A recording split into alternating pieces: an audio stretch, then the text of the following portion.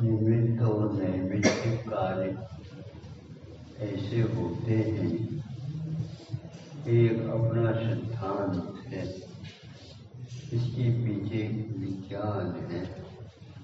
हम नहीं देख पाते या समझ पाते कि कैसा हो रहा है, कि कैसा हो सकता है, किंतु जहाँ पर द्रव्य क्षेत्र काल जुड़ जाते हैं और भाव की संयुक्ति हो जाती है तो वह कार्य वर्षों का भी बहुत जल्दी हो जाता है। और सब कुछ होने के उपरांत भी वह कार्य तब तक नहीं होता जब तक उसकी योग और भी संयुक्ति आवश्यक।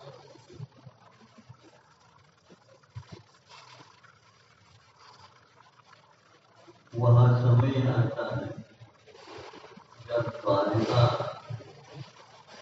जलने लगे तो उस समय अपने प्रयास कर लिए किसी भी प्रकार से जिसमें चक्रवर्ती अर्थचक्री का हाथ है वह भी कार्य नहीं हुआ।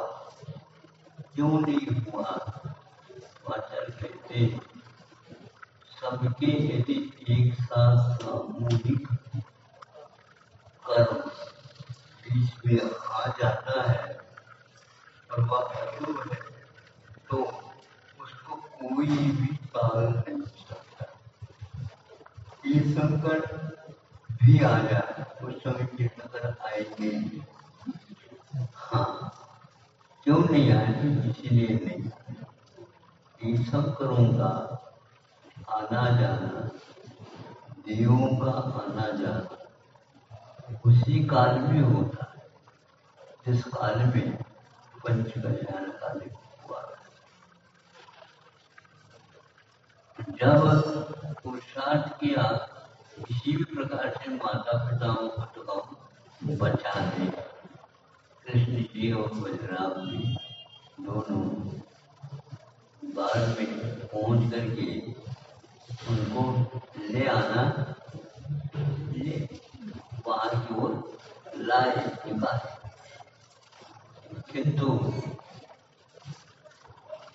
ये बताया गया यहाँ से कोई जा नहीं सकता। हाँ, तब लगा कैसे नहीं जाते, कम से कम दो को तो बचा पाना। जब बचाने के लिए आए तो उसी समय दरवाजा धू करता हुआ नीचे गिर जाता है और उसी में उन दोनों का अंत में उन्होंने कहा कि तुम दो बचने वाले हो और यहाँ पर तो कुछ भी द्वारिका का इतिहास हो, क्यों का क्यों यहाँ पर यादवों का पुनः बस्ती होनी चाहिए। बसी हुई है वह तो उलझड़ रही है, बसने की बात आप कर। मतलब चक्रवर्ती और बलदेव ये दोनों भी आपको बुझाने तक सुन रहे हो आप। इसीलिए स्वस्थ शीघ्र वाली बात आती है तो अच्छा कार्य है, भाव करो, किंतु जिसका यदि उदय ठीक नहीं है तो आप बचाने के भाव तो कर सकते हो, लेकिन वह वचन चक्रवर्ती भी सोचते रहे, कृष्ण जी सोचते रहे, बलराम मोक्ष जाने वाले और माता पिताओं को हमने बचा पाए। क्या कर रहे हो बताओ? वो बचाने की बात ही नहीं है, बचने की बात होती तो किसी की कोई आवश्यकता नहीं पड़ती। इन पुराण ग्रंथों की पढ़ने से अवलोकन करने मन में एक प्रकार से विश्वास जागृत होता है और हम अभिमान को बांध बूंद करके रखे तो बहुत अच्छा नहीं समझे। कोई कार्य करना होता है तो कोई गांठ मार लेता है, गांठ खुल न जाए। लेकिन मान को आप कैसे गांठ कर बात करके भीतर रख रहे हो, वो ही सब कुछ कर रहा था। इसलिए मनुष्य का जीवन जब प्रारंभ होता है मान कर्म के साथ ही होता है। इसलिए मनुष्य भी मान को तगड़ा तगड़ा समझते हो। बहुत पहले काट रहती है, खुशी है।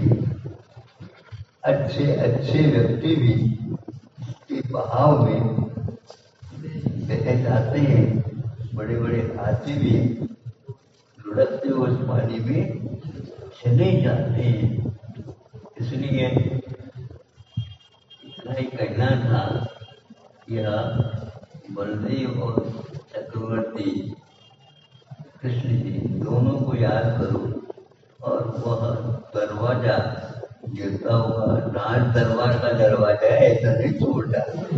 हाँ, तो वह रुजू करता हुआ नीचे,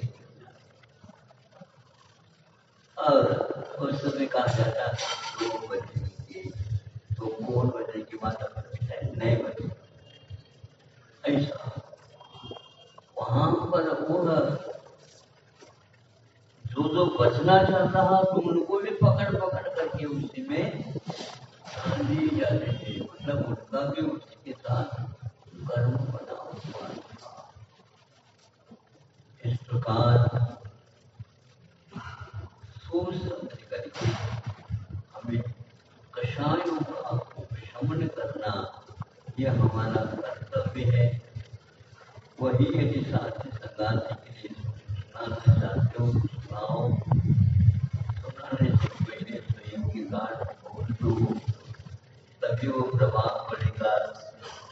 हम माइक सरकारी काम नहीं चलने वाला है,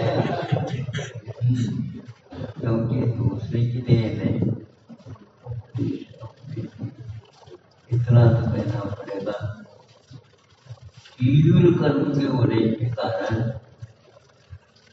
धार्मिक विचारों का श्रवण और श्रावण दोनों होते हैं। तो 2-3 महीने से लगातार यहाँ पर चल रहा है।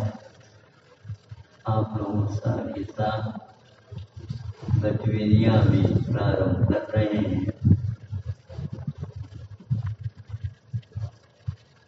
बीच में शुद्ध पंचमी भी आई, जला करके चली गई, चली नहीं गई, वो तो ठोस नींव रख करके गई।